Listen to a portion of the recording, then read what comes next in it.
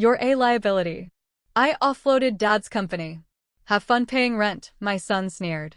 I smirked and answered, all right, best of luck. When they touched down in Milan and reviewed their bank balances, my phone rang 53 times. Too late.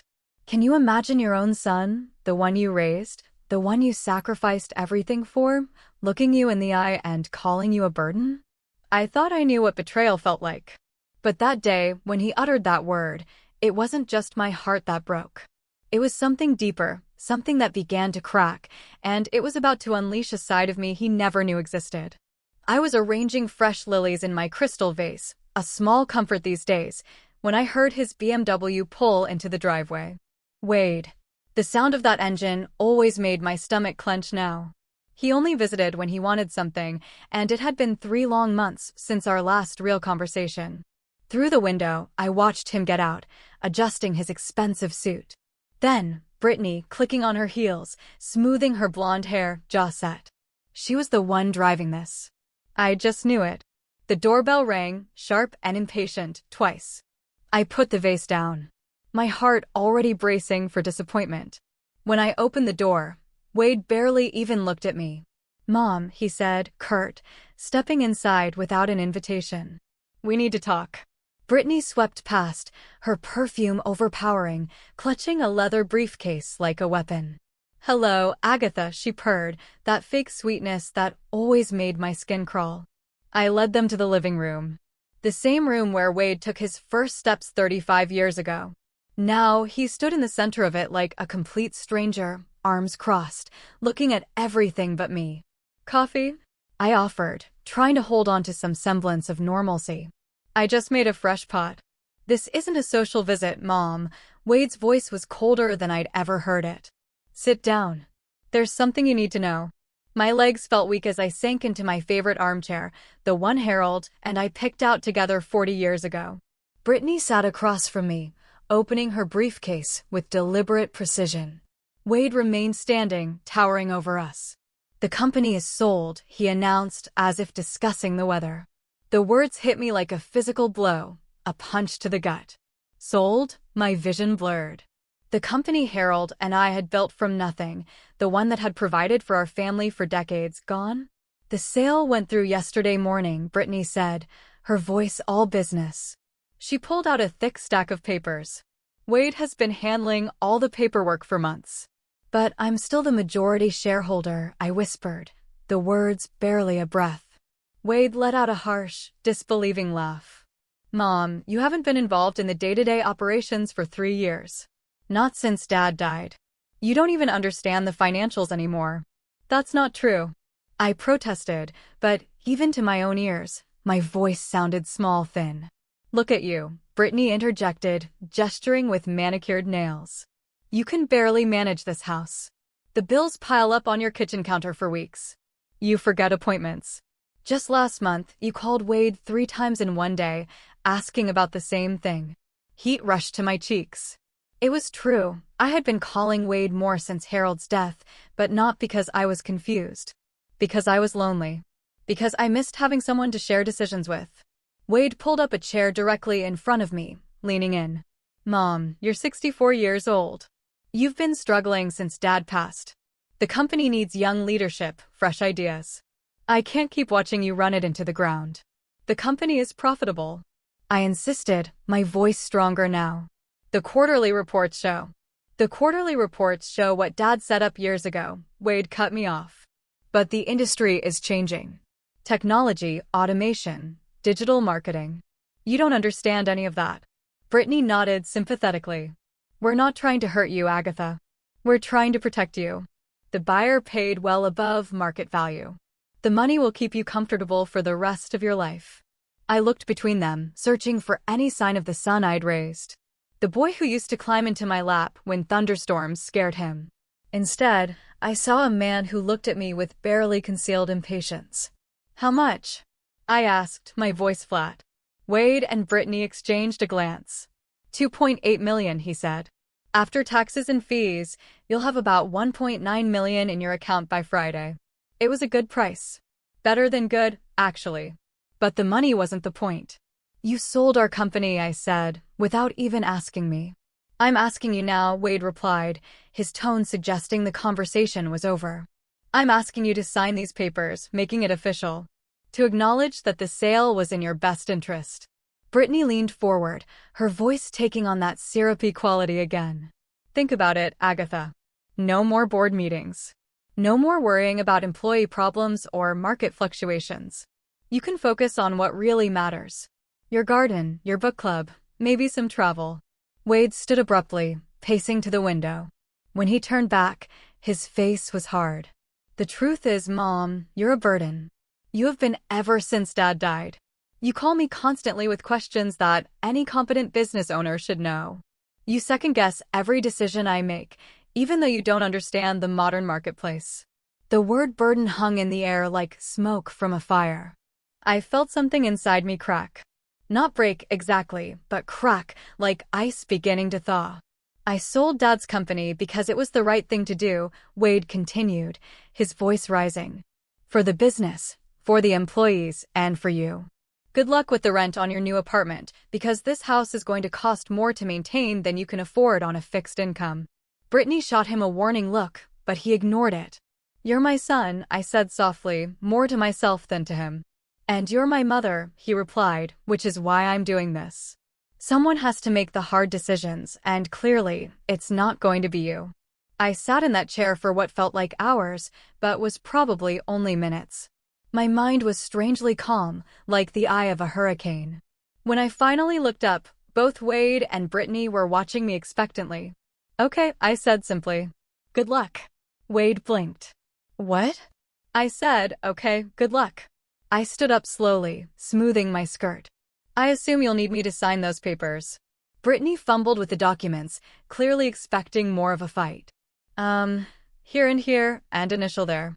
I signed where they indicated, my handwriting steady despite the tremor I felt inside. When I finished, I handed the pen back to Brittany and walked toward the front door. That's it. Wade called after me.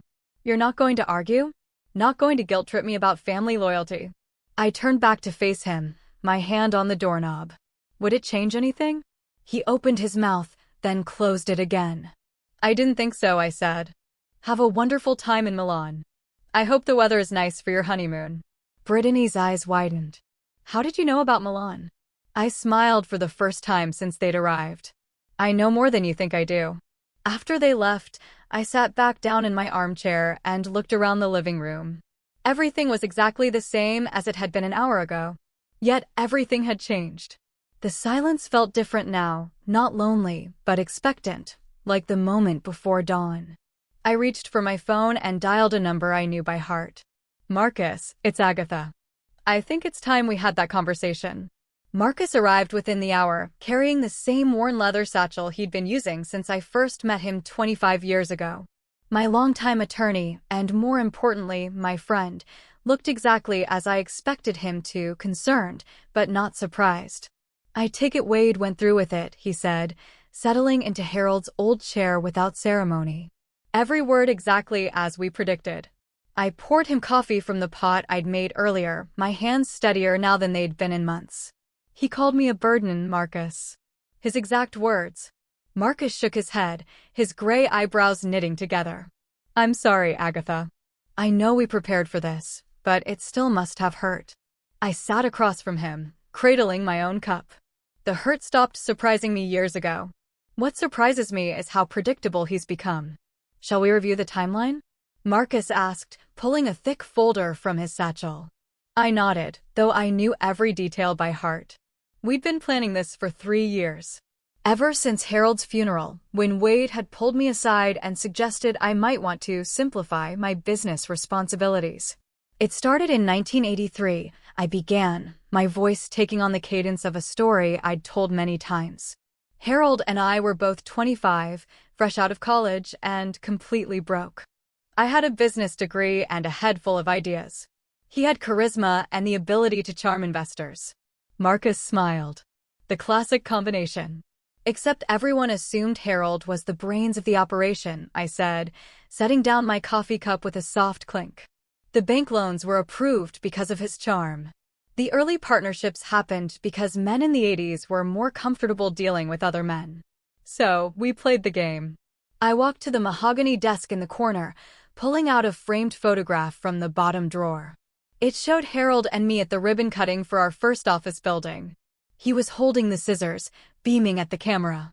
I was standing slightly behind him, my hand on his shoulder, smiling but watching the crowd. I was always watching, I said, more to myself than to Marcus. While Harold worked the room, I was calculating who had real influence, who was just talking big, which deals would actually materialize. And the company's structure? Marcus prompted. Officially, Harold owned 60%. I owned 40%. But the real power was in the subsidiary companies, the holding trusts, the intellectual property rights, all things I set up and managed while Harold focused on the public face of the business. I opened another drawer, this one filled with documents Wade had never seen. When Wade joined the company 8 years ago, Harold was already showing signs of his heart condition. We knew we needed to plan for succession. Marcus pulled out his reading glasses. That's when you establish the Meridian Trust. Exactly. I felt a familiar satisfaction remembering how carefully we'd constructed it. 70% of the company's actual value, the patents, the international contracts, the commercial real estate holdings, was transferred to a trust with me as the sole beneficiary. The remaining 30%, which included the day-to-day operations and the company name, stayed in the traditional corporate structure. And Wade knew none of this? I laughed, but there was no humor in it. Wade knew what he wanted to know. He was so eager to prove himself, to show that he could run things better than his old-fashioned parents. He never asked the right questions. The afternoon sun streamed through the windows now, illuminating dust motes that danced in the air like tiny secrets. I remembered another afternoon, almost exactly a year ago, when I'd overheard Wade on the phone in Harold's old office. He was talking to Brittany. She was asking about the company's assets, about whether I had any real control over the finances. Wade laughed and said I was just a figurehead, that I'd never understood the business side of things anyway. Marcus made a note on his legal pad. That's when you decided to accelerate the timeline. That's when I realized my son had never really known me at all. I returned to my chair, feeling the weight of decades settling around me. For 35 years, I've been the woman behind the curtain. I've let Harold take credit for my ideas. Let Wade believe I was just his scatterbrained mother who needed protection. Why?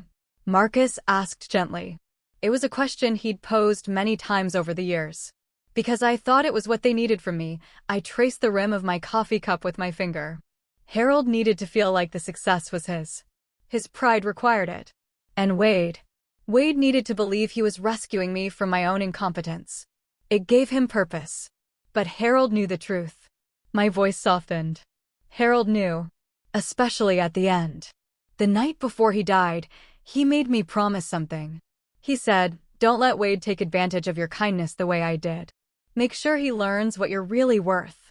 Marcus leaned back in his chair, studying me with the look of someone who'd known me long enough to read between the lines. And now Wade has sold what he thinks is our entire company for $2.8 million. I smiled, and this time, there was definitely humor in it. What he doesn't know is that he sold about 30% of the actual value. The shell, you might say. The Meridian Trust holdings are worth, as of yesterday's valuation, approximately $9.2 million. I pulled a financial statement from the desk drawer. The patents alone are worth $4 million. The commercial properties we own in Houston and Phoenix are worth another $3.5 million. The international distribution rights account for the rest. Marcus whistled low. And Wade has no idea. Wade has spent the last 3 years telling me I don't understand modern business. He's probably right. I don't understand why you'd sell a profitable company without doing due diligence on its actual assets. I stood and walked to the window, looking out at the garden Harold and I had planted together. Do you know what Wade said to me last Christmas? He said I was living in the past, that I needed to accept that the business world had moved beyond what a woman of my generation could understand. What did you tell him? I told him he was probably right. I turned back to Marcus. And then I made 3 new international deals, increased our patent portfolio by 40%. Marcus closed his folder and leaned forward. So, what happens now? Now, we wait for Wade and Brittany to arrive in Milan. They're staying at the Palazzo Parisi, the presidential suite.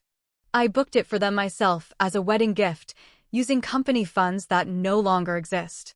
Using funds from an account that Wade thinks contains his inheritance money. I felt a small flutter of anticipation in my chest. The account that will show a zero balance when they try to access it tomorrow morning. And the 53 calls? Marcus chuckled. That's just an estimate. Knowing Wade, it might be more. Marcus packed his papers back into his satchel, but he didn't stand to leave. Agatha, are you sure about this? Once this plays out, there's no going back with Wade. I considered his question. Really considered it. Was I sure? Was I ready to lose my son completely in order to teach him who I really was? Marcus, I said, I lost my son the day he decided I was a burden. Everything that happens now is just me getting my dignity back. After Marcus left, I sat alone in the house that suddenly felt more like home than it had in years. I picked up my phone and scrolled through my contacts until I found the number I was looking for. Carla, it's Agatha. Yes, I know it's been a while. Listen, I have a proposition for you. How would you feel about running a company again? As I talked, outlining my plans for expanding the business Wade had just unknowingly signed away, I realized something had shifted inside me. For the first time since Harold's death, I felt like myself again. The real me, the woman who'd built an empire while everyone thought she was just serving coffee and keeping the books. Tomorrow, Wade would learn the difference.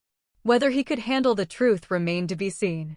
The first call came at exactly 9:47 a.m. Milan time, which was 2:47 a.m. where I was sitting in my kitchen, wide awake with a cup of chamomile tea.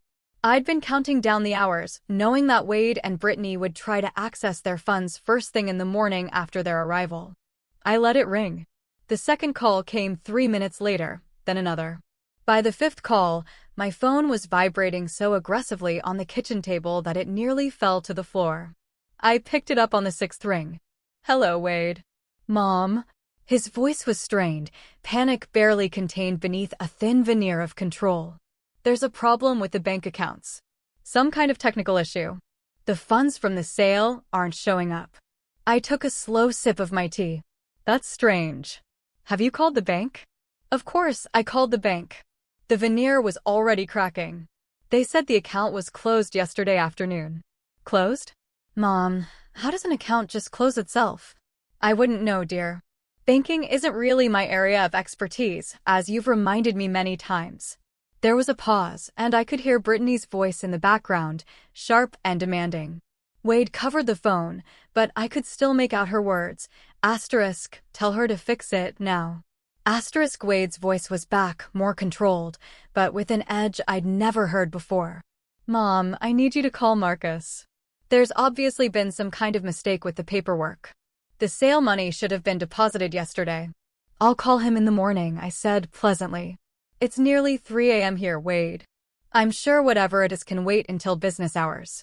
No, it can't wait. His control snapped completely. We're in Milan, Mom. We have reservations, plans. I paid for a suite at one of the most expensive hotels in Europe. Our cards aren't working either.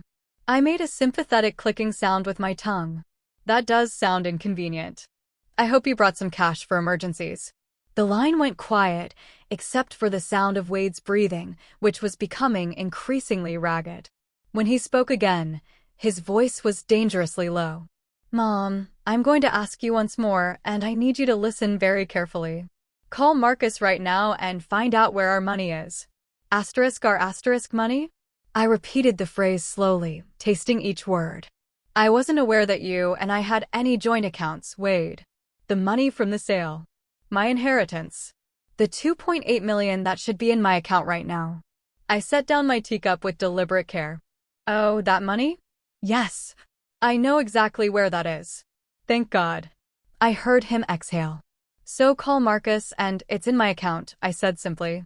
The silence that followed was so complete, I wondered if the call had dropped. Then Wade's voice came back, barely above a whisper. What did you say? I said, the money is in my account, where it's always been. Where it will stay. The explosion was immediate. What the hell are you talking about? I sold the company. I have the paperwork. You signed it yourself. Yes, you did sell the company. And yes, I did sign the papers. You sold 30% of Herald Industries for $2.8 million. Quite a good price for what you actually owned, all things considered. I could hear Brittany now, her voice getting closer to the phone. Asterisk, what is she saying, Wade? What is she talking about? Asterisk, Mom. Wade's voice was shaking now, whether from rage or fear, I couldn't tell. Stop playing games. You can't do this. The company was Dad's. It's mine now. The company name was your father's, yes. And the daily operations, the employee payroll, the office lease in downtown Austin. All of that was yours to sell. And you did. Congratulations. Then where? His voice cut off abruptly, and I knew he was beginning to understand. Where are the assets? I finished for him. The patents, the international contracts, the commercial real estate, the manufacturing rights. Those were never part of what you inherited, dear. Those were always mine. The phone clattered, and I heard Brittany's voice clearly now. Give me that phone. Mrs. Holloway, this is Brittany. I think there's been a misunderstanding. Hello, Brittany. How's the weather in Milan? Never mind the weather. Wade is telling me you're claiming ownership of assets that rightfully belong to him. That's not legally possible. I've seen the incorporation papers. You've seen some incorporation papers, I corrected. The ones Wade wanted you to see. Tell me, did you happen to review the Meridian Trust documents? Or the Patterson Holdings subsidiary? Or perhaps the intellectual property assignments filed with the state of Delaware? The silence told me everything I needed to know. I didn't think so, I continued. You see, Brittany, when you spend 40 years building a business, you learn to protect your interests. You learn that sometimes the most important assets are the ones that aren't written on the letterhead. Wade's voice came back on the line. And now there was definitely fear there. Mom, you can't do this. I'm your son. We're family. Yes, we are family.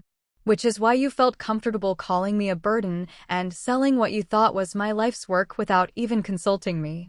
I stood up from the kitchen table and walked to the window, looking out at the sunrise, beginning to paint the sky pink. Tell me, Wade, did you really think I was so senile that I wouldn't know what you were planning? Planning? I wasn't planning anything. I was trying to help you. You were trying to help yourself to what you thought was an easy inheritance. The difference is that you are counting on me being the helpless old woman you've convinced yourself I am. Brittany grabbed the phone again. This is elder abuse. We're going to sue you for everything you have. I laughed. A genuine sound of amusement. With what money, dear? And which lawyers? The ones you haven't paid yet because you're standing in a hotel lobby in Milan without access to funds. We'll figure it out. Wade said, back on the line. I'll call everyone I know. I'll call Dad's old business partners. They'll loan me the money to fight this. You mean the business partners whose contracts are now void because the company they partnered with no longer exists in any meaningful form? I asked.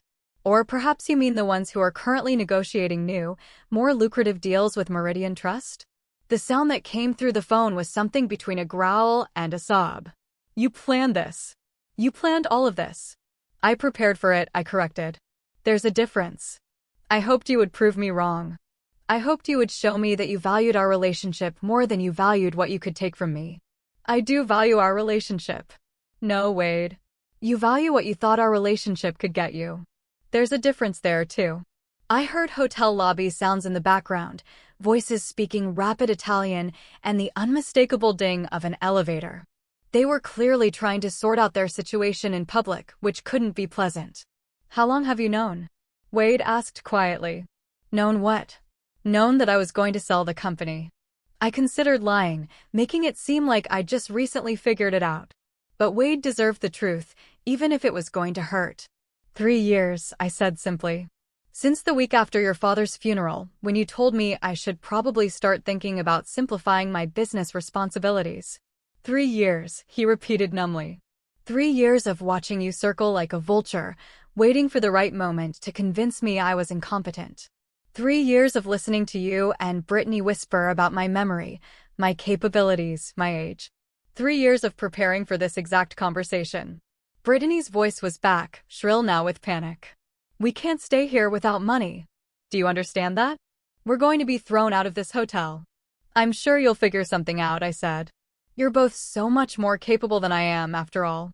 Surely a little problem like being stranded in Europe without funds is nothing for people with your business acumen. Mom, please. Wade's voice broke on the word. I made a mistake.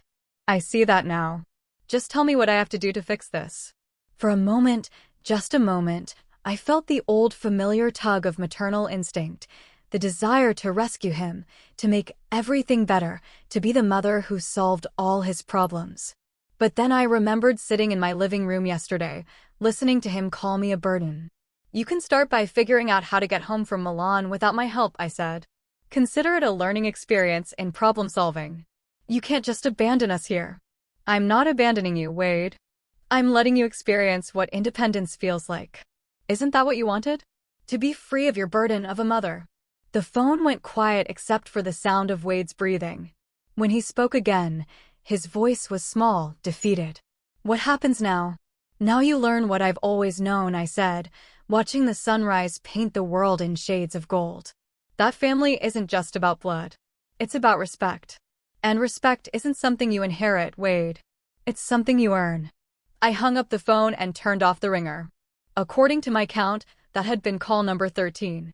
If my estimates were correct, I had 40 more to go. I made myself a fresh cup of tea and settled back at the kitchen table with my tablet. I had emails to read, business decisions to make, and a company to run. The real company, the one that had never stopped being mine. Outside, the world was waking up to a beautiful new day. By noon, my phone had recorded 37 missed calls. I'd turned the ringer back on around 10 a.m., curious to hear how the tone of Wade's messages would evolve as his situation became more desperate. I wasn't disappointed. The messages progressed from confused to angry, to pleading, to threatening, and back to pleading again. Brittany's voice appeared more frequently as the morning wore on, her earlier politeness completely abandoned in favor of increasingly shrill demands. I was in my garden, pruning the roses Harold had planted for our 20th anniversary, when call number 38 came in. This time I answered on the first ring. Good afternoon, Wade. Mom. His voice was now utterly exhausted. We need to talk. Really talk. I'm listening. Not on the phone. Face to face. We're coming home. I paused in my pruning, considering this development. With what money? I believe you mentioned that your cards weren't working. I called Uncle Robert. He's wiring us money for plane tickets. Harold's brother Robert, the one who'd always been jealous of our success. I could only imagine the conversation Wade had with him, probably painting me as a vindictive old woman who'd stolen his rightful inheritance. That was resourceful of you, I said. We'll be back tomorrow evening. Will you be home? This is my home, Wade. Where else would I be? The line went quiet for a moment. Mom, I need you to know that I'm going to fight this legally. I mean, I can't let you destroy Dad's legacy out of spite. Harold's legacy, I repeated slowly. Tell me, Wade, what do you think your father's legacy actually is? The company. The business he built from nothing. We built from nothing, I corrected. Your father and I together. But I understand why you'd forget that detail. Fine. We built. That doesn't change the fact that you're destroying it now. I set down my pruning shears and sat on the garden bench Harold had built for me after my first cancer scare 10 years ago.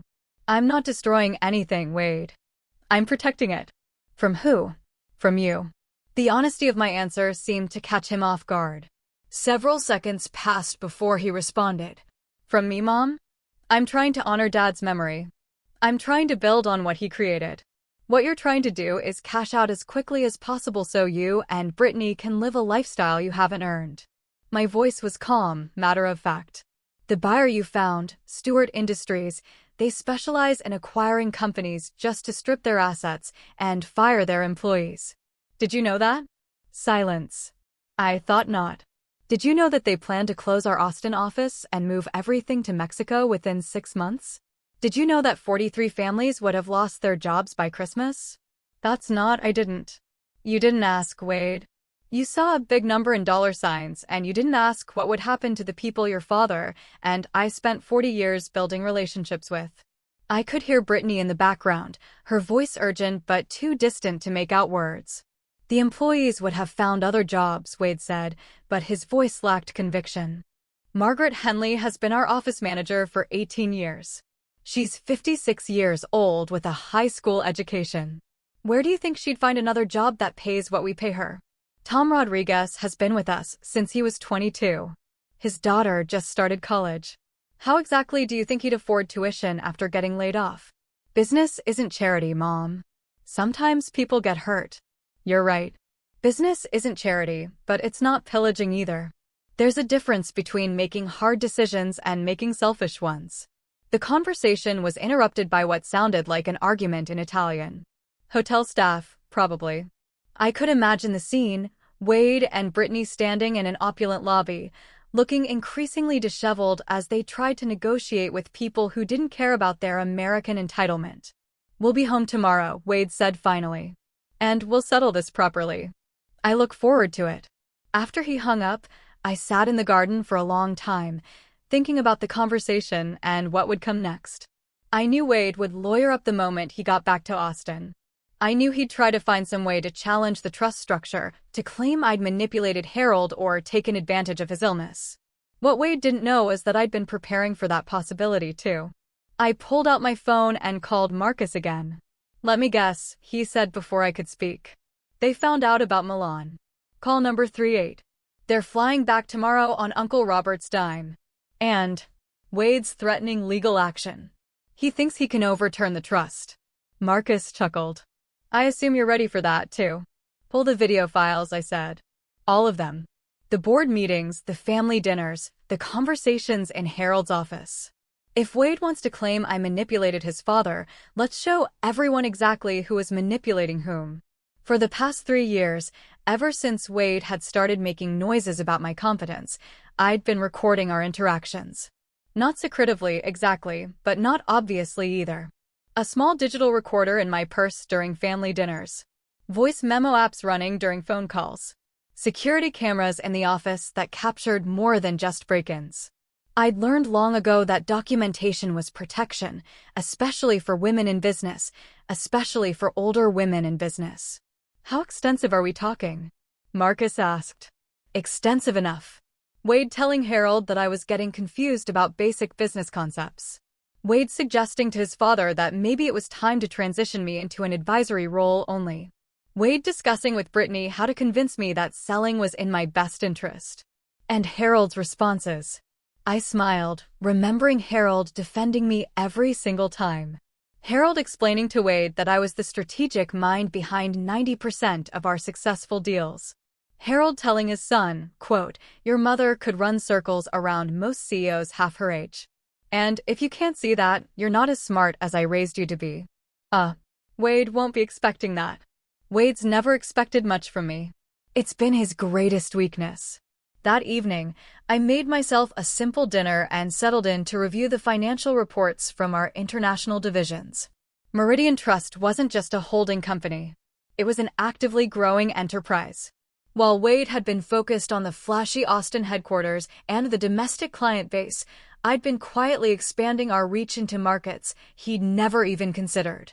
Our partnership with a sustainable manufacturing company in Germany was generating more revenue than our entire Texas operation. Our licensing deals in Japan had doubled in value over the past 18 months. The software patents we developed for inventory management were being used by companies across 3 continents. Wade thought he'd sold our company for $2.8 million. What he'd actually done was sell the least valuable portion of an empire worth more than $15 million. My phone buzzed with a text message from an unknown number. Asterisk, this isn't over. You've made the biggest mistake of your life. Asterisk, Brittany apparently had found a way to send international texts. I wondered if she'd borrowed someone's phone or if she'd convinced Uncle Robert to include messaging in his emergency assistance. I typed back, the biggest mistake of my life was letting you into my family. I'm correcting that now. The response came immediately. Wade will never forgive you for this. I stared at that message for a long moment, feeling something settle deep in my chest, something that felt like relief. Good, I typed back. Maybe now we can have an honest relationship. I turned off my phone after that and spent the evening reading.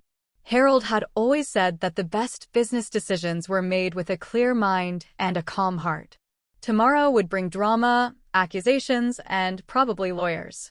Tonight, I wanted to enjoy the peace of a house that finally felt like mine again. Around midnight, I walked through the rooms Harold and I had shared for so many years. The living room where we'd planned our first expansion. The kitchen where we'd celebrated our biggest contracts. The office where we'd worked side by side, building something we were proud of. For 3 years, this house had felt like a mausoleum, a shrine to a man who was gone, and a business I thought I'd lost control of. Tonight, it felt alive again. I stopped in front of the family photos lining the hallway, looking at images of Wade as a child, a teenager, a young man just starting his career. In every photo, he was smiling, confident, surrounded by love and support. I'd given him everything I could think of to give him: education, opportunity, unconditional love, and a path to success. What I'd apparently failed to give him was respect for the people who'd provided all those things. Tomorrow, he'd learn what it felt like to lose them. And maybe, if I was very lucky, he'd also learn what it took to earn them back. Wade's rental car pulled into my driveway at 6:43 p.m. the following evening. I'd been watching from the kitchen window, timing their arrival with the same precision I'd once used to schedule international conference calls. They were 12 minutes later than the flight tracking app had predicted, which meant they'd probably argued about something during the drive from the airport. I didn't rush to answer the door when Wade's familiar, impatient knock echoed through the house. Instead, I finished washing my dinner dishes, dried my hands carefully, and smoothed my hair before walking slowly to the entryway. Through the frosted glass, I could see 2 figures standing stiffly on my porch. When I opened the door, the difference in their appearance was startling. Wade's usually immaculate suit was wrinkled from travel, his hair disheveled, and his eyes held a wild, desperate look I'd never seen before.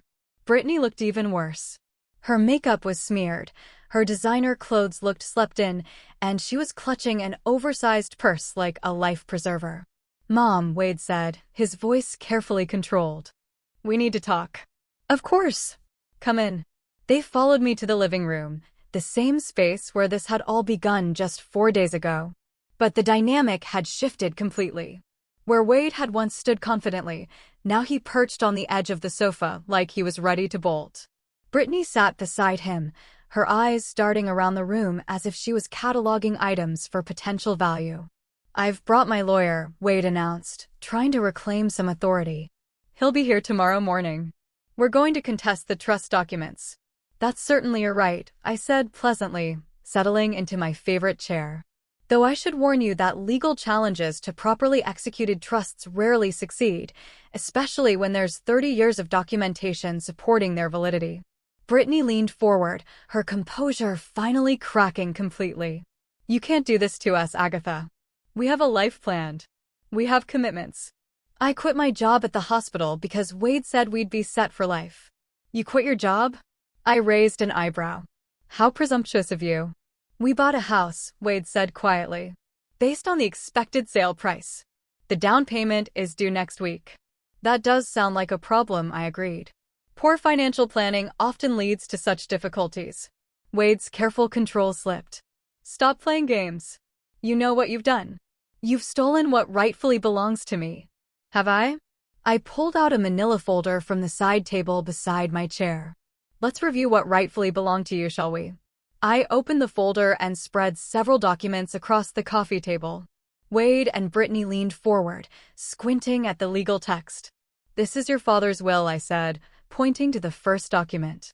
"As you can see, he left you the family business as it was legally constituted at the time of his death.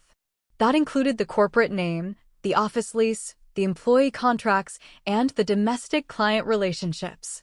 Wade grabbed the document, scanning it frantically. "It says I inherit his share of Harold Industries, which was 60% of the company." "Correct. 60% of Harold Industries as it existed 3 years ago." I pulled out another document. "However, this is the amendment your father signed 18 months before his death, formally acknowledging that the most valuable assets had been transferred to separate entities in which he held no ownership stake." That's impossible, Brittany said, snatching the paper. Harold wouldn't have signed away his own assets. Harold didn't sign away anything, I corrected. Harold acknowledged what had always been true, that those assets were mine to begin with. I was the one who developed the patents, negotiated the international contracts, and purchased the commercial properties. They were never his to leave to anyone. I watched Wade's face as the reality sank in. His expression cycled through confusion, anger, and finally a kind of hollow understanding. You planned this from the beginning, he whispered.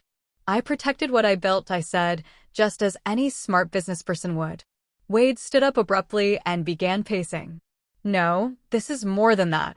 You let me believe I was inheriting a multi-million-dollar company. You watched me make plans, make commitments, quit my job to focus on running the business full-time. You set me up to fail. I gave you exactly what your father left you, I said calmly.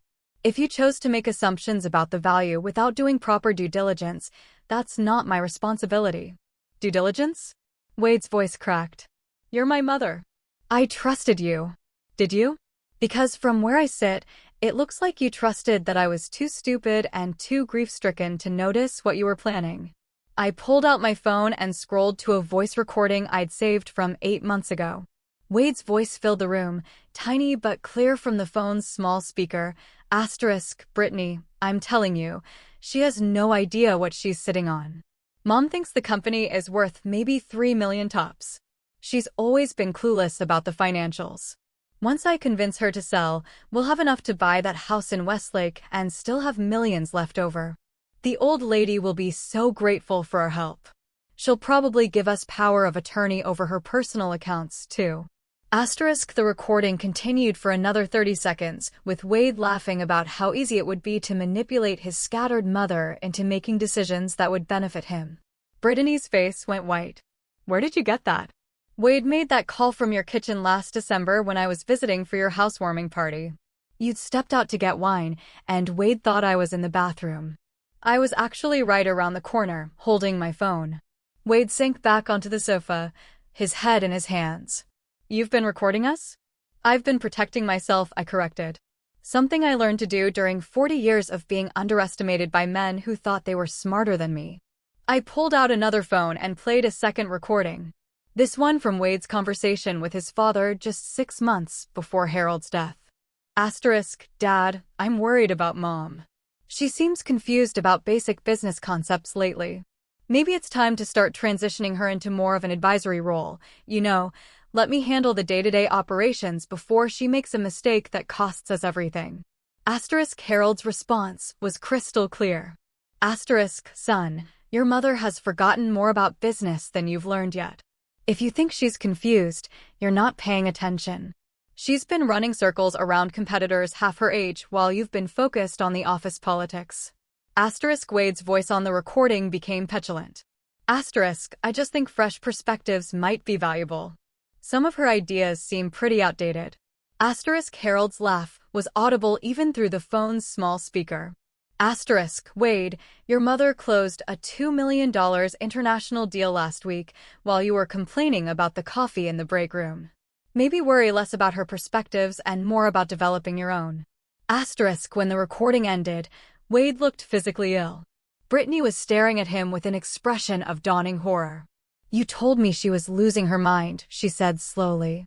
You said the doctors were concerned about early dementia. I never said that. Wade protested weakly. You absolutely said that. Brittany's voice was getting louder. You said that's why we needed to act quickly before she made decisions that would hurt the family finances. I cleared my throat. There were never any doctor's concerns about dementia. My last cognitive assessment, done as part of my annual physical 4 months ago, showed no signs of any mental decline whatsoever. I can provide you with the medical records if you'd like. Brittany turned to stare at Wade with a look of pure disgust. You lied to me about everything. I didn't lie, Wade said desperately. I was trying to protect our future. Mom's getting older and you thought you could steal from your own mother and convince your wife it was for her own good, I finished. The question now is what you're planning to do next. Wade looked around the room like a trapped animal. I'll contest the trust. I'll hire the best lawyers in Texas. I'll prove that you manipulated Dad when he was sick. With what money? I asked reasonably. Your cards don't work, remember? Uncle Robert paid for your plane tickets, but I doubt he's prepared to fund a prolonged legal battle against trusts that have been properly maintained for 3 decades. I'll figure something out. You could, I agreed. Or you could accept reality and decide what kind of relationship you want to have going forward. Brittany stood up abruptly. I'm not staying for this. Wade, fix this or I'm done. I didn't marry someone who would lie to me about millions of dollars and then lose it all through sheer stupidity. She stormed toward the front door, her heels clicking angrily against the hardwood floor. Wade started to follow her, then stopped and turned back to me. What do you want from me? He asked, his voice broken. I want you to decide whether you love me or just what you thought I could give you, I said quietly. Because one of those relationships has a future and one of them doesn't. Wade stared at me for a long moment, then walked out without another word. Through the window, I watched him and Brittany have what appeared to be a vicious argument beside their rental car. She got in on the passenger side, slammed the door, and they drove away. My phone rang 20 minutes later. Wade's number. Mom, I need a place to stay tonight. Brittany threw me out of the hotel. The spare room is available, I said. The rent is $50 a night, and you'll need to help with housework. $50? Mom, I don't have $50. Then I guess you'd better start figuring out how to earn some. There was a long pause. Are you really going to make me homeless? I'm going to let you experience what independence looks like when you don't have a safety net, I said. Consider it education and personal responsibility. I'm your son. Yes, I said. And it's time you learned what that actually means. 6 months later, I stood in the kitchen making coffee for 2, a routine that had become as natural as breathing. The morning sun streamed through windows that sparkled. Wade had cleaned them yesterday as part of his weekly responsibilities. The house had never looked better or felt more peaceful. Good morning, Mom. Wade appeared in the doorway, dressed in jeans and a simple button-down shirt, his hair still damp from the shower. The designer suits were long gone, sold months ago to help pay for basic necessities. Good morning. How did you sleep? Better than I have in years, actually. He moved to the cabinet and pulled out 2 mugs, a gesture that had become automatic. I finished reviewing the quarterly reports last night. The German partnership is exceeding projections by 18%. I smiled, handing him his coffee black, the way he'd learned to drink it when expensive coffee makers and fancy creamers were no longer in the budget. And the Tokyo expansion? The contracts should be finalized by the end of the month. Your instincts about the market timing were perfect. It had taken Wade 3 months to stop being bitter about working for his mother instead of inheriting her company. It had taken another 2 months for him to realize that he was actually learning more about business than he ever had when he thought he was entitled to success. The transformation hadn't been easy or pretty. After Brittany left him at the hotel that night, Wade had spent 2 weeks sleeping on friends' couches, trying to borrow money for lawyers to contest the trust. One by one, his friends had stopped returning his calls when they realized he had no way to pay them back. Uncle Robert had refused to fund a legal battle after Harold's lawyer confirmed that the trust documents were airtight. Wade had finally shown up on my doorstep 3 weeks later, exhausted and humbled, asking if my offer of the spare room was still available. I'll pay the $50 a night, he'd said, standing on the porch with a single suitcase. And I'll do the housework. I just need somewhere to stay while I figure out what comes next. What comes next is up to you, I'd told him. But if you're staying here, you follow my rules. The rules had been simple, but non-negotiable. No drinking, no drugs, no overnight guests without permission. Rent paid weekly in advance. Household chores assigned and completed without complaint. Most importantly, if he wanted to be part of the family business again, he would start at the bottom and work his way up based on merit, not bloodline. I have a meeting with the Henderson Group this afternoon, I said now, settling at the kitchen table with my coffee. Would you like to sit in? Wade's eyes lit up. Really? They're one of our biggest potential clients. They're also notoriously difficult to work with. I thought you might learn something from watching how to handle demanding customers. 6 months ago, Wade would have bristled at the suggestion that he needed to learn anything. Now he nodded eagerly. I'd appreciate that. Should I prepare anything in advance? Review their file. Study their previous partnerships. Think about why they might be hesitant to work with us and how we might address those concerns. Already done, Wade said, pulling out a notebook filled with his handwriting. I stayed up until midnight researching their corporate culture and recent market challenges. I felt a familiar warmth in my chest. The same feeling I'd had when Wade was 8 years old and had spent hours building an elaborate Lego castle, determined to get every detail perfect. Somewhere along the way, I'd lost that focused, determined child. I was grateful to see glimpses of him returning. Wade, I said carefully, I want you to know that I'm proud of how hard you've been working. He looked up from his notebook, surprised. You are. I am. When you first came back, I wasn't sure if you were here because you genuinely wanted to change or just because you had nowhere else to go. Honestly, at first it was because I had nowhere else to go. Wade's face softened slightly. I spent those weeks on couches planning how I was going to prove you wrong, how I was going to get back what I thought was mine. It took me a while to realize that what I thought was mine was never really mine to begin with. Wade sat down his coffee cup and looked directly at me. Now, I realized that I wasted the first 35 years of my life trying to live up to an image of Dad that wasn't even real. I thought being a man meant taking what I wanted and never asking for help. I thought strength meant never admitting when I was wrong. And what do you think now? I think Dad was successful because he was smart enough to marry someone smarter than him and humble enough to listen to her advice. Wade's voice was steady, serious. I think I missed out on 35 years of learning from the most capable person I know because I was too arrogant to see past my own assumptions. The conversation was interrupted by the ringing of my phone. The caller ID showed a number I hadn't seen in months, Brittany. Wade saw the name on the screen and tensed. Are you going to answer it? I'm curious what she wants after all this time. I accepted the call. Hello, Brittany. Agatha. Hi. I hope I'm not calling at a bad time. Her voice was different, smaller, somehow less confident than I remembered. It's fine. What can I do for you? I was wondering, is Wade there? I've been trying to reach him, but his number has been disconnected. I glanced at Wade, who was shaking his head vigorously. He's here. Would you like to speak with him? Actually, I was hoping to speak with you first. I have something I need to say. Wade raised his eyebrows, but didn't object when I put the phone on speaker. I owe you an apology, Brittany continued. A big one. I was wrong about you, and I was wrong to encourage Wade to do what he did. What changed your mind? I asked. Life, she said with a bitter laugh. After I left Wade in Austin, I moved back in with my parents. I've been job hunting for 6 months, and let me tell you, it's humbling. I forgot what it was like to actually work for things instead of just expecting them to be handed to me. I see. I also had time to think about our marriage, about the person I was when I was with Wade. I didn't like that person very much. I was entitled and greedy, and completely comfortable with the idea of taking advantage of someone who'd done nothing but love and support their child. Wade was staring at the phone with an expression I couldn't quite read. I called to apologize to you, Brittany continued, but also to tell Wade something important. The divorce papers are being filed this week. I'm not asking for anything except my personal belongings.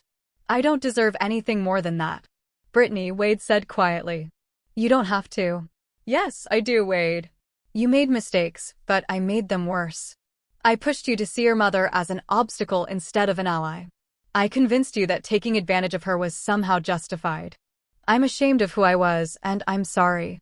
After she hung up, Wade and I sat in silence for several minutes. How do you feel? I asked finally. Relieved, he said without hesitation. Sad, but relieved. The person I was when I was married to Brittany wasn't someone I liked very much either. Wade looked around the kitchen at the simple breakfast we'd shared, at the honest work waiting for both of us. Now I feel like maybe I'm becoming someone Dad would have been proud of. Your father was always proud of you, I said gently. He just wanted you to be proud of yourself, too. That afternoon's meeting with the Henderson group went better than I'd hoped. Wade asked intelligent questions, took detailed notes, and offered insights that showed he'd really done his homework.